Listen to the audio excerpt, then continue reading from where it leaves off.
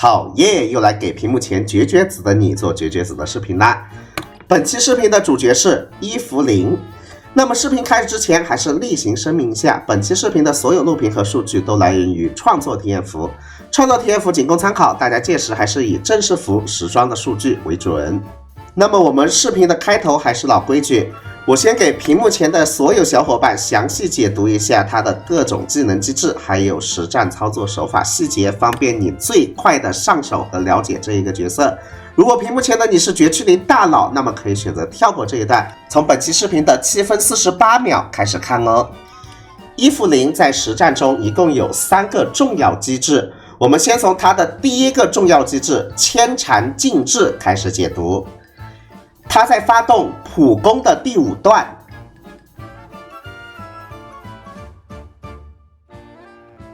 以及 E 技能，以及闪避反击、快速支援、支援突击，以及连携技和终结技的时候都会进入牵缠禁制状态。总之，这么多技能都能让它进入这个状态，说白了，牵缠禁制在实战中就是全覆盖的了啊！在进入牵缠禁制后，我们这边会有一条线把敌人连起来，来提示我们已经进入了这个状态。当然，我们不能离怪物太远，离太远的话线就断了，牵缠禁制状态就退出啦。那么实战中这一个状态对于我们来说有什么用呢？它一共有2个作用。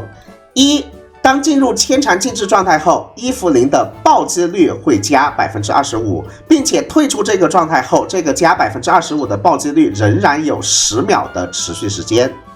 2，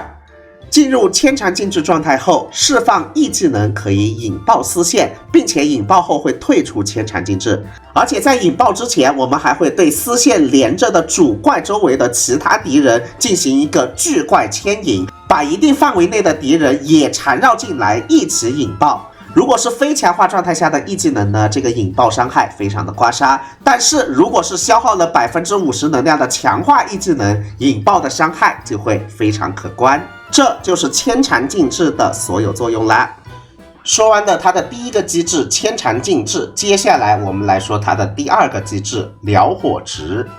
伊芙琳的所有攻击都可以给自身累积燎火值，就是它头像下方的这个条。这边我详细给大家测试了它的所有技能的燎火值累计速率。普攻5段的累计速率快，一次普攻5段可以让伊芙琳累计 50% 的燎火值。弱化 E 技能累计的速率慢，个人实战中弱化 E 技能用的比较少。强化 E 技能累计的速率快，一次强化 E 技能也能累计 50% 的燎火值，并且伊芙琳在释放 E 技能的时候还能对敌人的攻击进行闪避。在他释放强化 E 技能时，如果闪避成功，则能多累计 25% 的燎火值，一次性可以累计 75%。当然，不止强化 E 技能，弱化 E 技能在合适的时间进行闪避，也可以帮伊芙琳多累计 25% 点的燎火值。然而实战中，以我这样的菜鸟手法，想要靠弱化 E 技能进行闪避呢，还是有点困难的。来给大家看一段录屏，这一段录屏中，第一次使用弱化 E 技能闪避我失败了，因为弱化 E 技能的有效帧和无敌帧比较短。第2段我闪避成功了，但是由于无敌帧比较短，我还是被打到了。所以这里我推荐大家实战中先点闪避，再点弱化 E， 这样的话不仅可以触发 25% 的额外燎火值积攒，而且操作起来还更简单了一些哦。接下来冲刺攻击的累计速率慢，闪避反击的累计速率慢，快速支援的累计速率慢，招架支援的累计速率还是慢。最后连携技它直接不会提供任何燎火值累计，以上就是它的所有技能的燎火值累积速率啦。至于终结技的话，终结技比较特殊，我等一下再和大家详细说明。总之，实战中用绿色字体标明的就是燎火值的主要获取方式，而用红色字体标注的呢，就是一些毛毛雨啦。大家可以截一个图做一个笔记。那么这个燎火值到底有什么用呢？接下来就让我们进入伊芙琳的第3个机制燎锁点，就是它燎火值条旁边的这3个点。当我们的燎火值到达 50% 的时候，我们可以通过长按普攻或者长按 E 的方式打出一段名为角乐式的攻击，而每打出一次角乐式，我们会消耗 50% 的燎火值，并且获得1点燎锁点。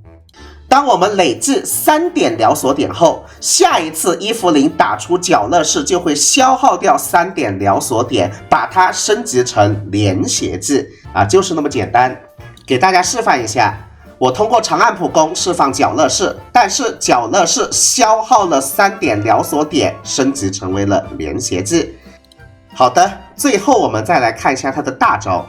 它的大招一共有3个功能，第一个功能就是造成大量火属性伤害，第二个功能就是发动大招会自动累积1点燎锁点，而第3个功能是最重要的，发动大招后会让伊芙琳在整场战斗中永久保留1点燎锁点。什么意思呢？我这边开一个大，注意左上角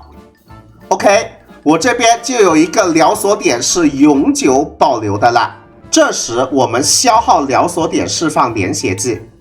，3点燎锁点并不会消耗完，会给你保留1点，也就是说你整场战斗全程只用消耗2点燎锁点就可以释放出连血技啦。也就是说，开大之前我们需要从0开始攒点，攒3点之后才能释放连血技，而释放完之后燎锁点也会归0，我们需要再攒3点才能打出第2次连血技，2次连血技等于6点。而开大之后，我们可以从1开始攒2点就可以释放连血技了，而释放完之后也不会归0，而是归1，我们再攒2点又能打出第2次连血技，2次连血技等于4点。看出来没有？开大之后能大大提升连血技的触发速率哦。最后它还有一个额外能力没有说，当队伍中存在击破或支援角色时触发，伊芙琳的连血技和终结技的伤害提升 30%， 而且当伊芙琳的暴击率大于等于80时，连血技和终结技的伤害倍率提升至原本的125。以上就是伊芙琳这一个角色的所有技能机制的一个解读了。个人感觉已经是保姆级的了，希望对你有所帮助。如果有帮助的话，还不要忘记给一个免费的赞支持一下哦，非常感谢大家。这一段文字就是它所有技能机制的一个文字版小结，大家可以暂停着截一个图自行消化一下。那么它在实战中的操作手法是怎样的呢？其实很简单，我们先给对面挂上丝线，这样的话我们就会常驻 25% 的暴击率了。然后我们等强化 E 技能能量足够之后，按 E 引爆丝线打出伤害，然后继续挂丝线，以此循环。同时我们需要不断的战场输出来累计燎火值，当燎火值足够了的时候，长按普攻就可以获得1点燎锁点，获得3点之后消耗掉3点打出免费的连血技，以此循环就可以了。最后只要大招有了立刻就放，放的大招后能极大的加快我们免费连血技的触发频率哦，这就是它实战中的输出手法总结。好的，接下来我们正式进入实战环节。实战中伊芙琳的配对就是标准强攻角色的配对，他的队友可以是辅助角色，也可以是击破角色，也可以是轮椅角色。总而言之，其他强攻角色怎么配他就怎么配就完事儿啦。我先用这一个配对给大家打一个高配实战吧。这个队伍中所有的人都是一个0+1的练度。伊芙琳的面板我给大家看一下，带着啄木鸟4件套和河豚2件套0+1的伊芙琳，然后技能呢全部都点到了12级 A、B、C、D、E、F 全部点上，然后基础面板是这个样子的。由于它局内还会加25点暴击率，所以它已经是满爆的状态了。测试关卡选择与空洞为敌2，因为与空洞为敌2的黑茧，它的弱点和抗性都不是火系，比较适合它进行测试。哎呀，这身材简直就是主人级别的，但是它和药家鹰之间好像它是兽哈，当我没说。来，药家鹰先插一下秧，然后凯撒出来锯一下怪。刚刚外面有一声炮仗的声音，应该被录进去了啊！大家多多担待。连携技出，好的，然后凯撒也打连携技，直接把盾给套上。第一波怪就这么水灵灵的被我们带走了。第二波怪的话，我们锁那个远程精英怪。锁远程精英怪的过程中，那个近战的精英怪就会过来，我们就可以一起打了。看见没有？我这边先不要使用连携技，所有连携技的资源我等一下用在黑茧身上啊，这样才是最划算的。好，我这边资源已经攒满了，黑茧出来了啊！凯撒重新续一个盾，先打出第一个连携技，别急，我这边资源还有呢，妹妹。第二个连携技也打出去，打出2个连携技后，黑茧只剩1/4的血了。哎呦，我这边宣响值已经快满了，是不是？来讲究一下，雷欧飞踢，喜欢吗，妹妹？这就是全队0+1情况下的伊芙琳的一个实战表现啦。1分钟出头啊，打的时间。刚刚给大家打的是0+1的录屏，现在我把专武给它换成硫磺石。换成硫磺石之后，4号位的暴击伤害我给它替换成暴击率，然后属性变成了这个样子，再给大家打一场实战。队伍呢，我们像这样配，科雷达这边也是0命的一个状态。重要的事情说2遍啊，这身材牛逼。开局我们先用它战场攒一点燎火值。来，支援突击，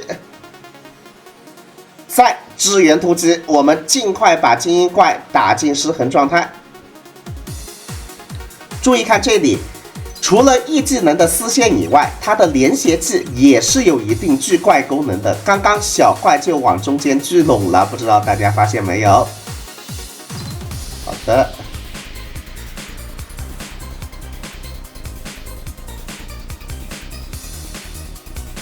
2只精英怪出来，我们露西先拐一下，科雷达出来战场击破。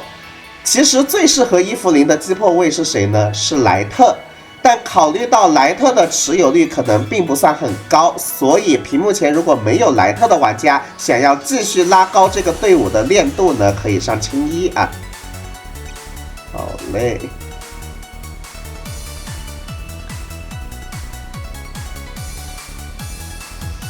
科雷达的大招已经快有了，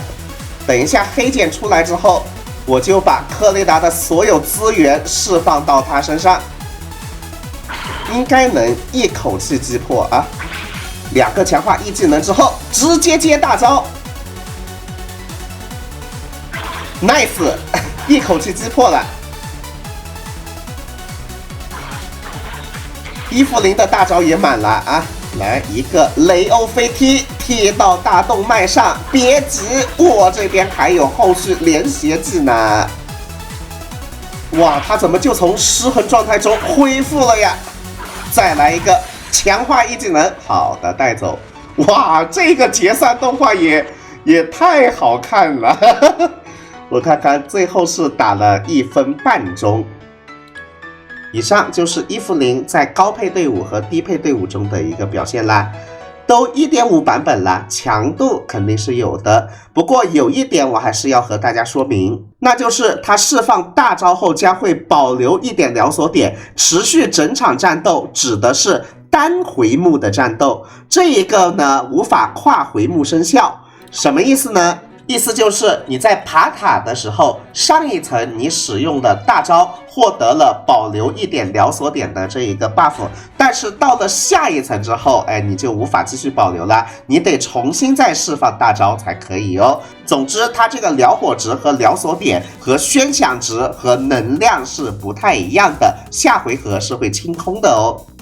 接下来进入殷勤、驱动盘还有配对推荐环节。先给大家对比殷勤，对比殷勤的时候，驱动盘我给它堆的2+2+2，这样的话就不会因为驱动盘的效果而产生误差啦。等一下在对比的时候，我如果给它带的是专殷、强殷热望、加农转子以及朱渊专武这一类自带暴击率的武器的话，它的4号位我就会给它带这一个暴击伤害啊，然后带上之后面板是这样一个样子的。而如果对比的时候我用的是硫磺石或者星辉引擎这一类附属性不带暴击率的武器的话，它这个4号位的暴击伤害我就会给它换成这一个暴击率，然后呢具体面板就会变成这个样子。同时对比测试的过程中我也检查了无数遍了，殷勤的所有效果我都触发满了，比如在测试强殷热望的时候呢，我还特意把怪打进了异常状态再出伤，打出的伤害都是该殷勤的上限了，大家可以放心使用。我们先来看专殷打出来的伤害，最后一段伤害是197938。接下来出场的是金武的强殷热望，这一边已经把 buff 全部叠满了。最后一段打出来的伤害是143730，达到了专殷的 73%。硫磺石这一边已经把硫磺石的所有 buff 给叠满了，打出来的伤害是148620，达到了专殷的 75%， 比强殷热望稍微香一点。金武加农转子只有专殷的 69%， 并不是很推荐。金武星辉引擎由于要把4号位的爆伤给它换成暴击率，所以综合表现甚至不如金武加农转子，更不推荐。最后让我非常惊讶的是，朱渊专武的表现居然很不错啊！因为它自带 15% 的暴击率，还自带 48% 的暴击伤害，并且提供的基础攻击力面板也是非常不错的。在这些面板数值的加持下，朱渊专武的伤害达到了157317，也就是专武的 80%， 是所有下位替代中表现最好的武器。除了朱渊的专武以外，幽真的专武也同理啊，就是吃它的面板属性。至于爱莲的专武我是不推荐的，因为爱莲的专武高级属性是暴击率，然后特效也是加暴击率，而伊芙琳本身就是一个不怎么缺暴击的角色，带爱莲专武的话，它的暴击率大概率是会满溢溢出的哦。总结下来呢，伊芙琳的专武强度还挺高的，因为它的最佳下位替代呢也只达到了它的 80%， 抽一个专武是没有什么问题的。那么它的驱动盘应该怎么带呢？这时我们可能会想当然的觉得盐域重金属很适合它，但是我们要注意，盐域重金属4件套加的是装备者的暴击率，暴击率提升 28%。而刚刚我们也说了，伊芙琳它自带很多的暴击率，再加上盐域的这 28% 暴击率太容易溢出了，非常的难以控制。而且盐域4件套的效果还要命中处于灼烧状态下的敌人才会触发，而伊芙琳呢，它输出太高了啊，把敌人打进灼烧之前呢，基本上敌人就被带走了。所以4件套个人更推荐啄木鸟电音4件套。虽然和伊芙琳也不是完美适配，但是目前用下来这个4件套就是最好的，包括它的增伤也好，它的覆盖率也好，都比其他的4件套要稍微好一点。至于2件套的话很简单了，增加它的输出就完事了，可以带河豚电音2件套，也可以带激素朋克2件套，以及盐域重金属2件套都可以。至于4、5、6号位的主词条，我们像这样带就可以了。5号位又可以带穿透，又可以带火伤，个人建议呢，哪一个驱动盘的副词条更好，就给它带哪一个就可以了。最后配对方面，本期视频之前也跟大家说了，它的配对模式就是标准的强攻角色配对模式，可以给它加支援角色，也可以给它加击破角色。我在这里给大家举几个例子吧。如果你想走比较高配的配对，那么你可以给它加入药佳音和凯撒。凯撒这边可以换成莱特来进一步提升伤害，没有莱特的话可以用青衣。当然，如果你没有药佳音的话，也可以像这样组队。而如果你想组那种比较低配的配对的话，辅助位可以上露西，露西和他之间很适配，然后再给他上一个击破位，类似于科雷达什么的。总而言之，他的配对还是很好组的，大家用11号的组队经验来给他组就完事啦。以上就是0命1负0的一个全展示啦，希望对屏幕前的你有所帮助。视频的 P2 会给大家带来1负0的一个1到6命的详细提升，屏幕前的各位小氪佬如果感兴趣的话，可以跳转 P2 自行观看哦。